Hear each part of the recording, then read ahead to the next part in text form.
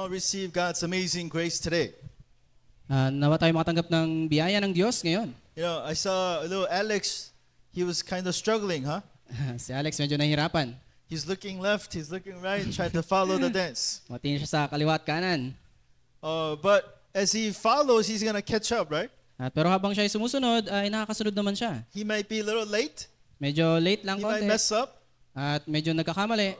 But it's okay Pero okay lang. because he's following the leaders. Kasi sumusunod siya dun sa mga leader. And that's kind of like what Sunday Covenant is. At yun yung covenant. We set our goal on the Word of God. Amen? Set natin yung ating goal sa salita ng Diyos. Amen? Amen. And we follow that covenant. Follow the At covenant. susundan natin yung covenant na yun. What God tells you to do through this message, you say you want to follow that covenant. Kung ano yung sinasabi sa'yo ng Diyos na gawin mo, yun yung susunod natin. You will be victorious this week. Amen? Tayo magiging matagumpay ngayong linggo. Let's make a confession of faith. Jesus is the Christ, the Son of the living God. Amen. The title of today's message is The Promised Power. Ang titulo ng ating mensahe ngayon ay yung pangakong kapangyarihan. Oh, you have to have power. Kailangan tayo magkaroon ng kapangyarihan. You got to have power to save yourself. Kailangan magkaroon tayong kapangyarihan para iligtas ang ating You have to sarili. have power to save the world. At iligtas ang buong mundo. You have to have power to save this age. At iligtas ang ating panahon. Without having power, you're going to be powerless. Kung wala tayong kapangyarihan, tayo ay powerless. Whenever there's problems and obstacles, we have to have the power to overcome. At kailangan magkaroon tayo ng kapangyarihan upang lampasan lahat ng mga obstacles. And what is this message promising you? At ano yung mensaheng ito na ipinangako sa iyo? Say with me, the promised power. Yung pangako. Say with me, the promised power. The promised power. Amen? Amen. That means what? Ibig sabihin nito, That means God is promising you to give this power. ibig sabihin ng ako ang Diyos na ibibigay sa iyo yung kapangyarihan ito. Hey, God is saying, hey, I'm going to give you the power and the strength and the guidance you need to be victorious. Sabi ng Diyos, ibigay sa iyo yung kapangyarihan at yung gabay na kailangan mo para ikaw ay maging matagumpay. What do we call this? Anong tawag dito? When God promises something, what do we call it? Pag siya ay nangako ng isang bagay, anong It tawag is doon? called a covenant. Ang tawag doon ay covenant. So what do we need to do together? Anong kailangan natin gawin? We need to hold on to the covenant. Kailangan tayong humawak sa covenant. Say with me, hold on to the covenant. Hold on to the covenant. What kind of covenant? Anong klaseng covenant? Correct covenant. Yung correct covenant. Acts 1a, let's read it together. But you will receive power when the Holy Spirit has come upon you, and you will be my witnesses in Jerusalem and in all Judea and Samaria and to the ends of the earth. Amen? What is this verse telling us? Ano sabi ng verse na ito? It is promised to you Ito ay pinangako sa that iyo. the Holy Spirit is going to come upon you. At yung banal na espiritu, ito ay You're darating going sa to iyo. receive power.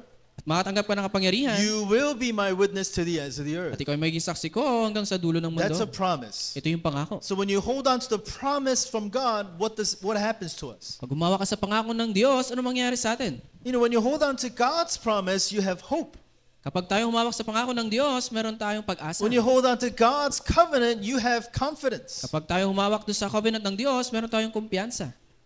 Because one thing God cannot do, what is it? Dahil merong isang bagay na hindi kayang gawin ng Diyos. One thing God cannot do, what is Merong it? isang bagay na hindi siya kayang gawin. He cannot lie. Hindi niya kayang magsinungaling. He cannot disown himself. At hindi niya kayang itakwil yung kanyang sarili. Whatever he speaks will take place. Kapag siya ay nagsalita, ito ay magaganap.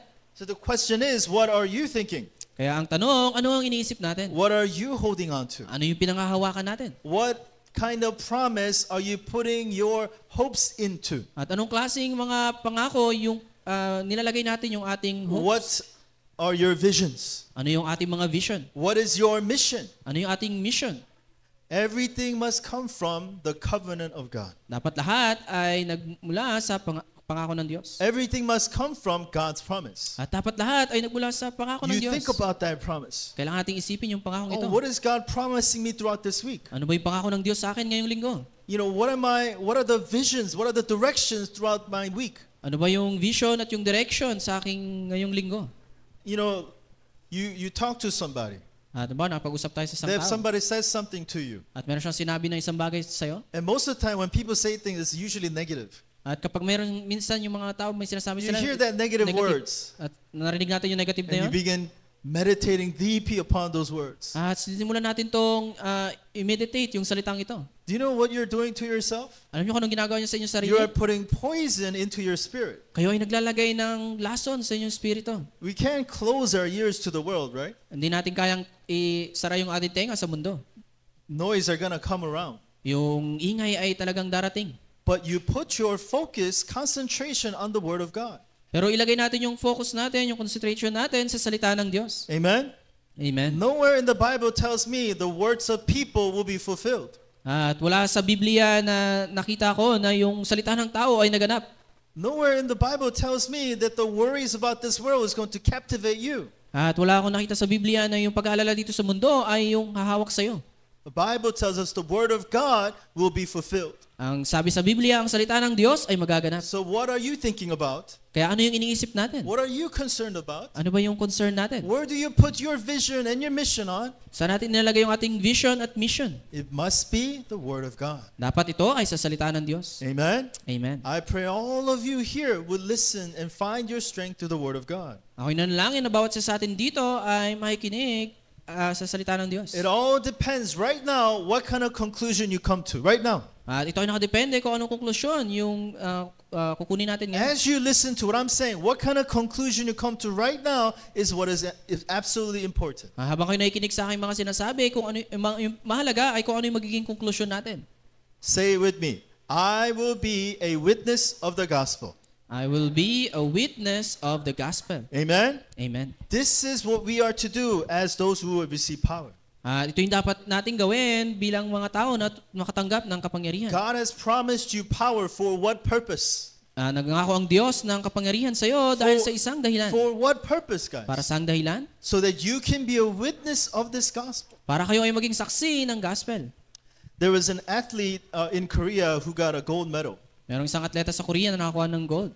A young tennis player or badminton player got a gold medal. Siya isang batang badminton player. She says she's waiting for this moment. At sabi niya, iniintay niya yung oras na ito. So that she can say this. Para masabi niya yun. So that all the attention of Korean people are on her. So that's why she got the gold medal. So that she can say this. Para lahat ng mga Koreano ay yung attention nila ay nasa kanya para masabi niya yung isang bagay na ito. That the badminton corporation helping us are corrupted. Na yung tumutulong sa amin na badminton corporation ay corrupt. That's what she said on camera. Ayun yung sinabi niya. She talked about all of the bad things that the corporation that is charged of the badminton was doing to the students. At sinabi niya lahat ng hindi magagandang bagay na ginagawa nung in charge dun sa korporasyon na yon sa mga hindi magandang ginagawa niya sa mga estudyante. You know, I'm sure there were a lot of bad things done. Yes. At sigurado ko maraming hindi magagandang bagay I'm na sure nangyari. there's a lot of things that the sports society need to change. At sigurado ko na maraming kailangang baguhin yung sports society. But her goal for a gold medal was so that she can be on the spotlight and criticize people. That was why she got the gold medal. Pero yung goal niya ay para makuha yung gold medal ay para siya ay mapunta sa kanyang atensyon at makapagsabi ng hindi maganda tungkol sa ibang tao. You know, I pray all of us put our goal and hopes for the purpose of the Word of God.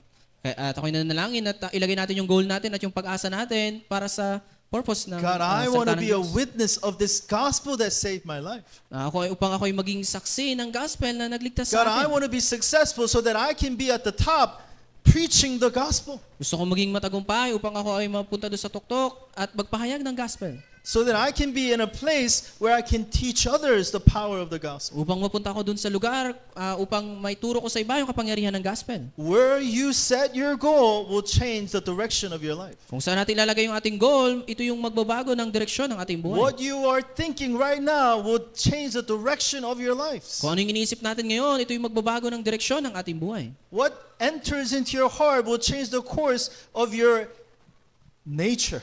Kung ano yung papasok sa ating puso, ito yung magbabago ng course ng ating nature. That will influence your family. At ito yung mag-iimpluwensya sa ating That will pamilya. influence your family line, descendants after descendants. At yung mag-iimpluwensya ng ating family line. I want to give my descendants the power of the gospel. Gusto kong ibigay sa aking mga descendants yung kapangyarihan ng gospel. I don't want to give them the negative unbeliefs of my heart. Ayokong ibigay sa kanila yung mga negatibong unbelief sa aking puso. I want to give to them and teach them that Jesus is a Christ, answer to all their problems. Gusto kong ibigay sa kanila at ituro sa kanila na si Jesus ang Kristo ang sagot sa lahat ng kanilang problema. Amen? Amen. And that's what I want to give to you guys. Ito yung nais kong ibigay sa inyo. Say it with me one more time. I will be a witness of the gospel. I will be a witness of the gospel. What kind of conclusion do you need to have? Anong klaseng konklusyon yung kailangan mo? Let's read it together. I will be a witness who saves my family. I will be a witness who saves my family. What does he want from you guys? Ano yung nais niya para sa'yo? What kind of conclusion do you need to come to? Ano yung konklusyon na kailangan meron ka? With this gospel, with the power God give you, he wants you to save the family. Doon sa gospel na meron ka, gusto niyang iligtas mo ang iyong pamilya. And what kind of conclusion do we need to have? Anong konklusyon yung kailangan natin? Save the field. Iligtas yung ating field. Save everywhere you step onto. God wants you to save the field. Iligtas saan man tayo naroon. Yun yung nais ng Diyos. We need to change everything to prayer. We heard from WRC. Kailangan nating baguhin lahat ng bagay sa panalangin. Yun yung narinig natin sa WRC. Change all of your thinking to prayer. At baguhin natin lahat ng inisip natin sa panalangin. Amen? Amen. What if you change all of your thinking to anger?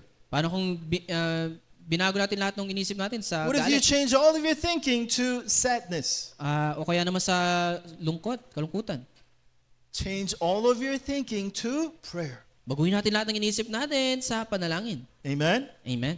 Amen? Amen. You know, what does that mean to change it into prayer? Ano ibig sabihin nito na tayo ay Instead bago sa of panalangin? going into where Satan wants you to go to where God wants you to go to. So, instead na doon tayo pumunta sa nais ni Satanas, doon tayo pumunta sa nais ng Diyos. And that's what prayer is. Ito yung panalangin. Not according to my will, but according to your will, Jesus said. Hindi sa aking kagustuhan, kung hindi sa iyong kagustuhan. Prayer is asking God, God, help me to go and do what you want me to do. Yung panalangin ay yung humingi sa Diyos na tulungan kang gawin kung ano yung nais niya. What does God want you to do? Ano yung nais ng Diyos na gawin mo? Be a witness. Ikaw ay maging saksi. Amen? Amen. Or be a witness that can save yourself.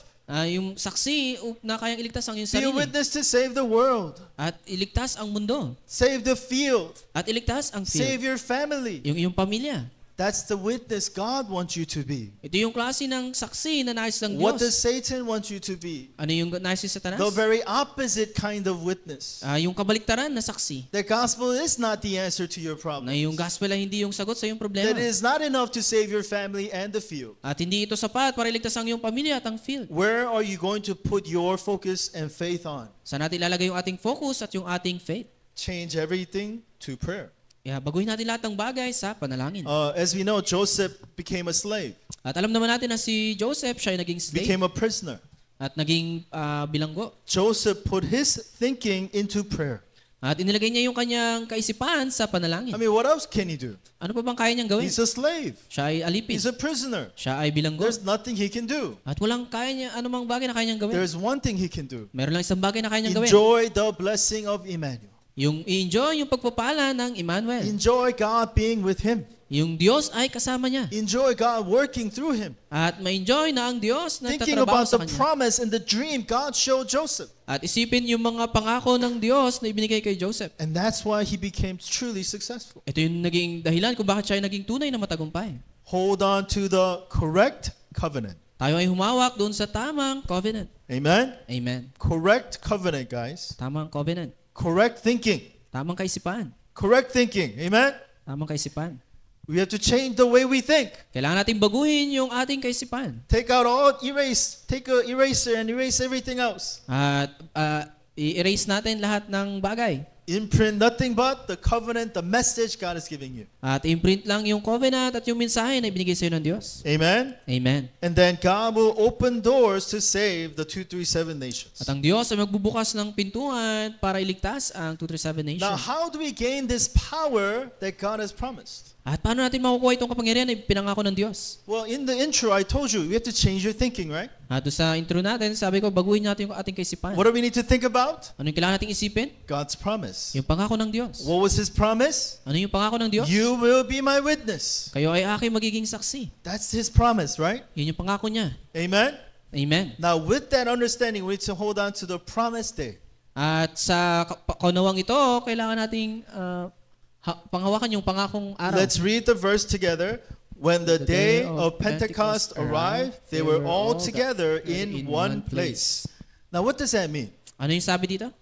That means people who heard the promise of God held on to God's promise. Ibig sabihin, yung mga tao na nakarinig sa pangako ng Diyos, sila ay humawak sa pangako ng Diyos. People who heard the word of God were the ones who God would fulfill the covenant through. Yung mga tao na nakarinig ng pangako ng Diyos, sa kanila tutuparin ng Diyos yung kanyang pangako. First thing that needs to happen is that we need to hold on to the covenant. At yung una ay kailangan natin humawak sa covenant. Now, what is the Pentecost? Ano ba yung Pentecost? Pentecost was a festival that took place after 50 days after the Passover event. At ito yung pangyayari na naganap 50 days pagkatapos nung Passover. So all Israelites were about to die, right? At yung mga Israelita, sila yung mga matay. But God gave a promise to the Israelites. Pero nangako ang Diyos sa mga If you Israelita. put the blood of the lamb on your doorpost, your firstborn will not die. Kapag naglagay tayo ng dugo, ng tupa doon sa ating pintuan, yung ating mga panganay ay hindi mamatay. And those who follow the word of God put the blood on the doorpost, and the angel of death did not kill their firstborn. At yung mga sumunod doon sa sinabi ng Diyos, ay ginawa nila yung sinabi ng Diyos at yung anghel dumaan doon sa kanilang tahanan. Everyone who did not, their firstborn died. Yung mga gumawa nito, yung kanilang panganay ay namatay, pero yung hindi gumawa nito, yung kanilang panganay ay So that namatay. blood represents the blood of Christ. At yung dugong ito ay nagrepresenta ng dugo ni By the Jesucristo. blood of Christ, we survived. Sa pamamagitan ng dugo ng Kristo, tayo ay nabuhay. And that's the day where they call the festival called a Passover. At ito yung araw kung saan tinawag nilang Passover. And 50 days from that Passover, what took place? At 50 days pagkatapos ng Passover na to, Israelites went to the wilderness. yung mga Israelita, sila ay pumunta sa wilderness. Now, what is the wilderness, guys? Ano yung wilderness? It is the desert. Ito ay disyerto. Desert. Disyerto. Right now, Korea, they're facing 40 degrees weather right now. At ngayon sa Korea, sila ay humarap sa 40-degree na I saw weather.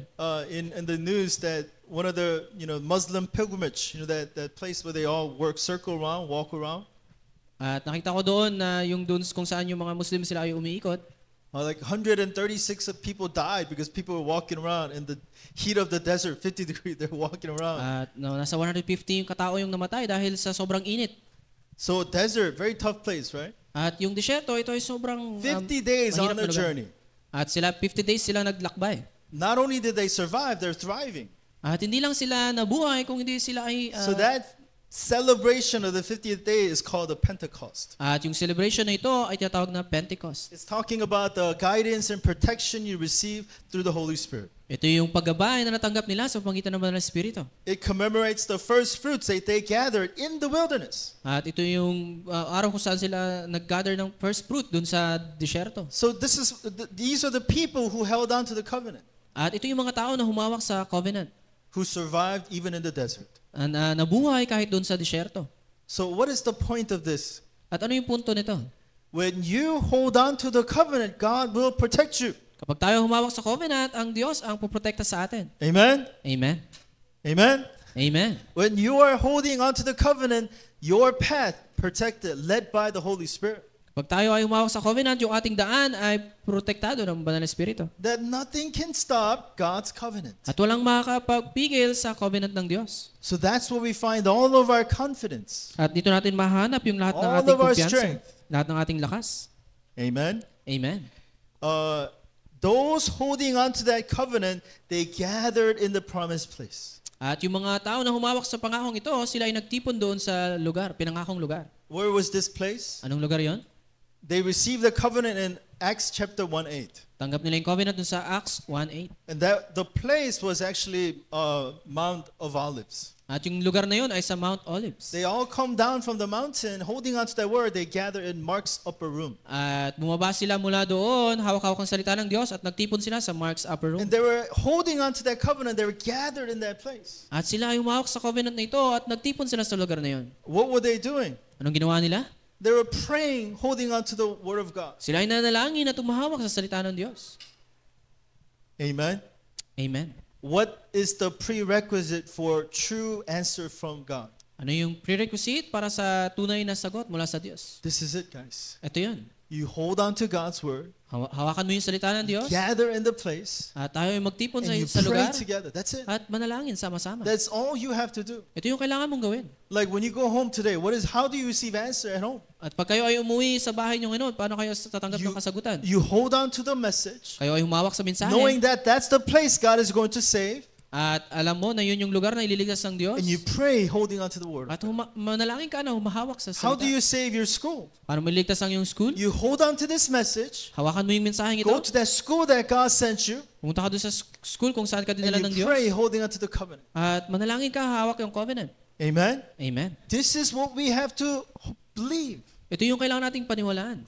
This is what God has promised. Ito yung pangako ng Diyos. Through that prayer, filling of the Holy Spirit will take place. Sa pamamagitan ng panalangin ito, yung pagpuspos ng Espiritu ay magaganap. I told you on Friday message Sinabi ko sa inyo nung Friday message that if you take 3 years of your life, concentrate on this word, I'm telling you, your life will be changed forever. kapag yung kinuha ninyo yung 3 years ng inyong buhay at nag-concentrate kayo sa salitang ito, yung kanyang buhay ay magbabago. 3 years in the military service, you think it changes people?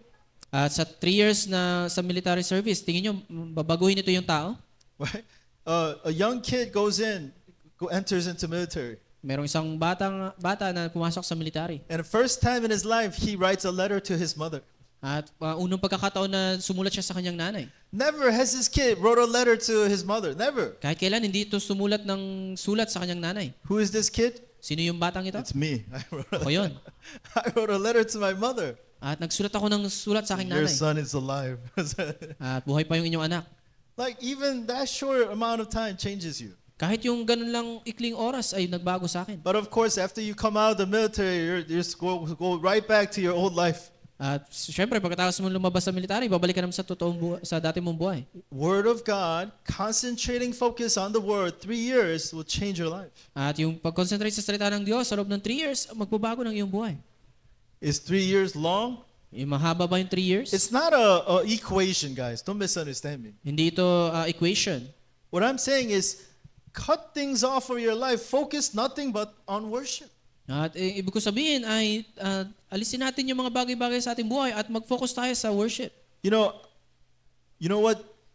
As I pray, I'm very concerned about all of you guys, right? At pag ako'y nanalangin, ako'y concerned sa Every single tungkol one sa of you inyo. sitting here, very concerned At about bawat every isa one sa of you. inyo na nakaupo dito ngayon. Because you are the people God entrusted so that I can relay the covenant. Dahil kayo yung mga tao na ibinigay sa akin para ibahagi yung covenant. So for me, the promised day is right now. This is it. Kaya para sa akin, yung pangakong araw ay ngayon. This is the day. Ito yung araw na yun. The day God has set me to prepare for this day. At ako ay inanda ng Diyos para maghanda sa To araw na gather ito. the people and pray for them, preach the gospel. Para tipunin yung mga tao at manalangin at ipahayag ang gospel. Whether you know it or not, this is your day right now. Kahit na maniwala kayo o hindi, ito yung araw ninyo Where ngayon. you are receiving the promise from God. Upang matanggap yung pangako na mula So sa that Diyos. throughout the week, you can hold on to that word and pray and receive answers. Para sa loob ng isang linggo, kayo ay humawak sa salitang iyon at manalangin at What tumanggap do ng you sagot. think Satan is doing?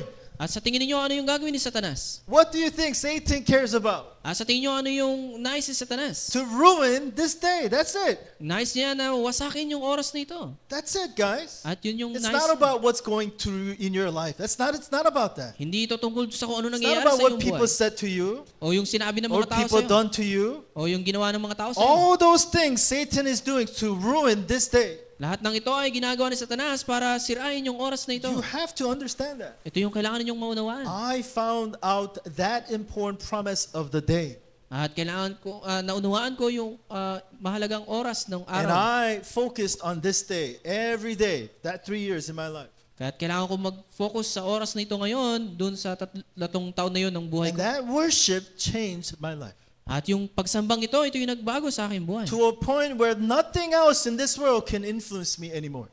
At hanggang sa punto na wala na anuman dito sa mundo yung pwedeng Not words mag-influensya of sa akin. people, Hindi yung salita ng mga tao. not even bad experiences, O yung mga hindi magagandang not pangyayari. even economically having nothing, O yung magkaroon ng wala. not even physically being tired. O yung maging pagod.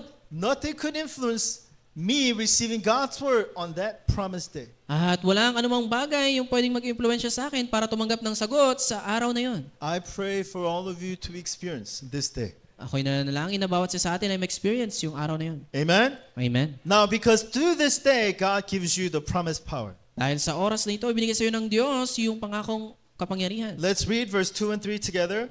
And suddenly there came from heaven a sound like a mighty rushing wind, and it filled the entire house where they were sitting. And divided tongues as of fire appeared to them and rested on each of them. Amen. Amen. So what kind of power does God promise? Anong klaseng kapangyarihan yung ipinangako ng Diyos? Not the worldly power. Hindi yung makamundong He kapangyarihan. promises the thronely power. Ipinangako niya yung thronely power. It says in this verse, like mighty rushing wind, Sabi niya dito, like mighty rushing wind. and divided tongues as appeared on each of them, resting on them.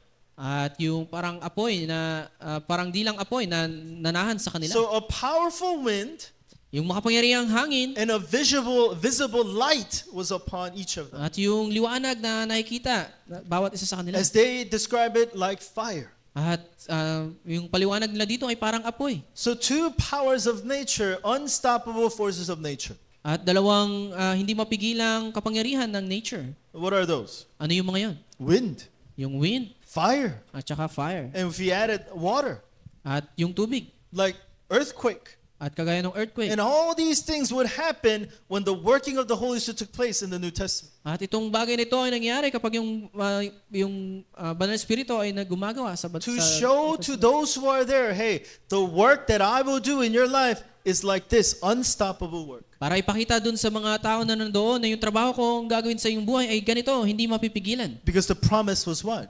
Kasi yung pangako ay ano? You will be my witnesses. Kayo ay aking magiging mga saksi. It was shown in the Old Testament many times. Ito ay pinakita sa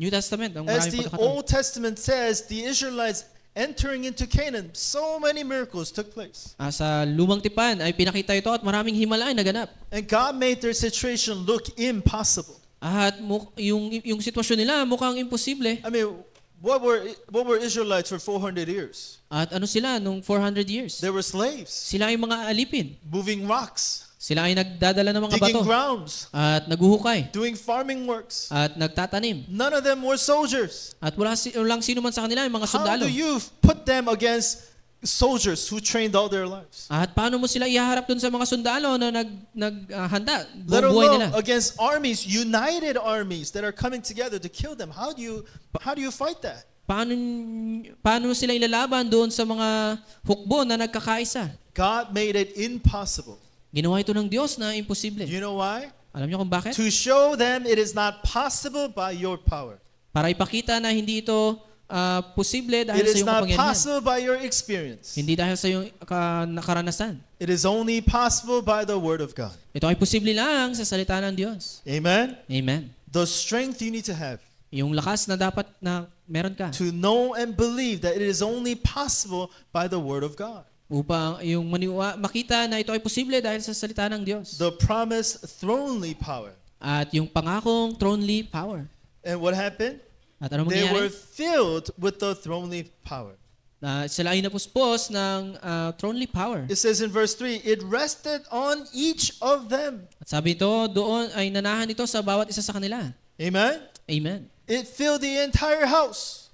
At puno nito yung buong tahanan. Those who are holding on to the word of God. At lahat ng humahawak doon sa salita ng Diyos. Gathering in Mark's upper room. At ito ay nangyari doon sa Mark's upper room. What was Mark's upper room? Ano yung Mark's upper room? A place if you would get caught, you would be arrested.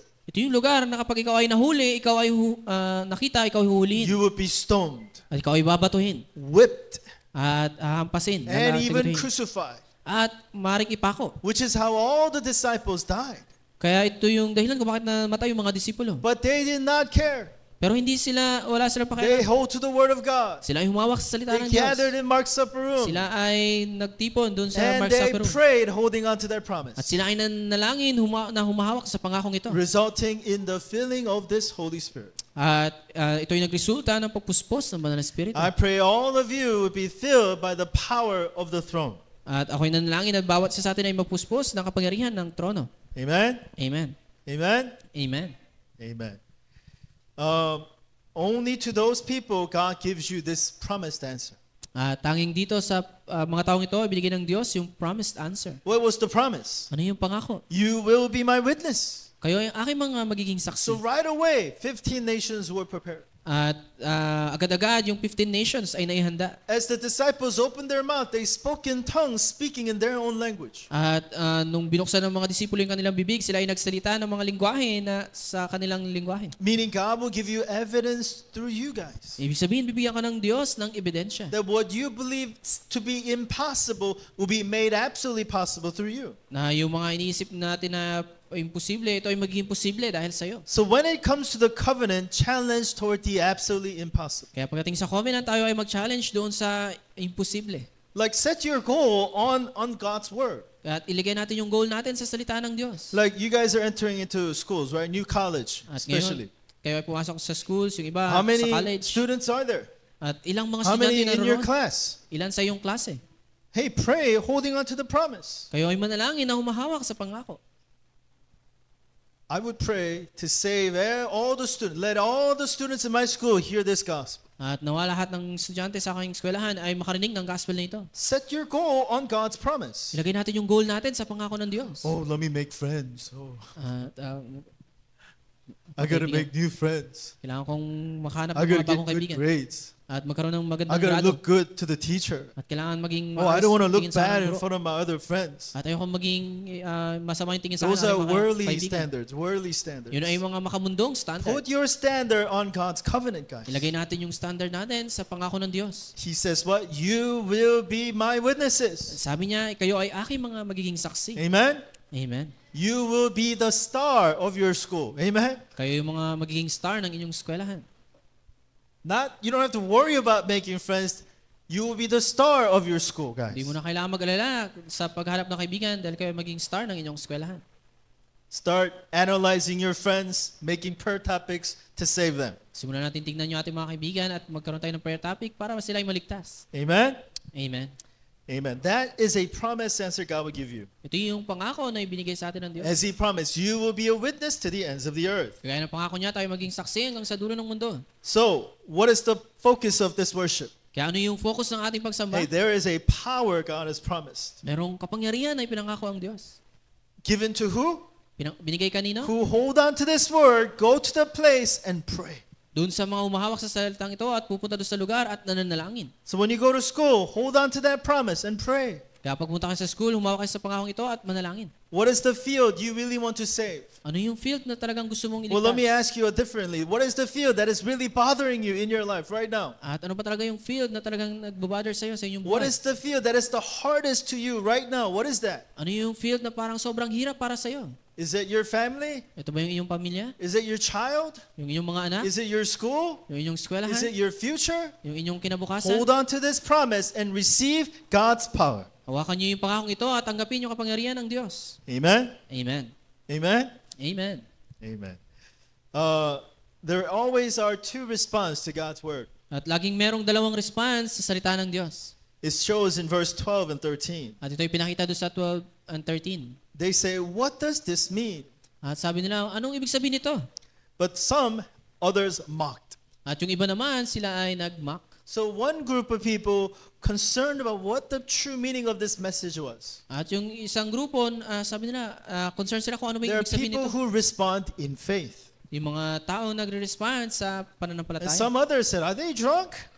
At yung iba naman ay They're drunk. lasing. Lasing lang sila. It sounds like he's drunk or something. Sila ay mga mukhang lasing. So responding in unbelief. At sila ay nagre-respond sa There's unbelief. always two responses. Meron laging dalawang response. As they say, the ball's in your court. The ball is in your court. Yung bola ay nasa yung court. Bola. Bola. Okay? Ikaw. Understand? Naroon niyo ba? So what are you gonna do with it? Anong gagawin niyo ngayon sa bola na yun? That's the question. Ayun yung tanong. What are you thinking about right now? Ano yung iniisip natin ngayon? Before you leave this worship, you need to say this. At bago tayo umalis dito sa worship, God, kailangan natin I sabihin, want to receive your power and save my field. nais kong matanggap yung iyong kapangyarihan at iligtas yung aking field. Amen? Amen. Do you know, according to your thinking, I keep telling you, answers will come, right? Depende sa ating iniisip, darating yung sagot. If you don't hold on to it, no answer is going to come. Kapag hindi natin ito pinanghawakan, walang sagot na darating. You're thinking about something else, that something else is going to come. Kapag meron tayong inisip na ibang bagay, yun yung darating. You don't care about it, that not care answer is going to come. Kapag wala kang pakialam sa isang bagay, yun ay When you darating. have the correct covenant in your heart, that correct covenantal answer will be yours. Kung meron kang tamang covenant sa iyong puso, yung covenantal answer ay darating. The promised power is yours to enjoy. Yung pangakong kapangyarihan ay para sa iyo, para i-enjoy mo. Let's pray. Amen. Heavenly Father, we thank you so much. Ama sa langit, salamat po. Thank you so much for this power you have promised us. Salamat po sa kapangyarihan na ibinigay niyo sa amin. Help all of our remnants and everyone here to come to the conclusion to be witness of this gospel, Tulungan niyo po yung bawat isa narito na maging saksi ng gospel so that they may become witnesses of your power upang sila ay maging saksi ng iyong kapangyarihan and see the answer of saving the field. at makita yung sagot upang iligtas ang field. We thank you and love you. Pray this in the name of our Lord Jesus Christ. Salamat po ito ang aming panalangin sa pangalan ng Yesu Kristo. Amen. Amen.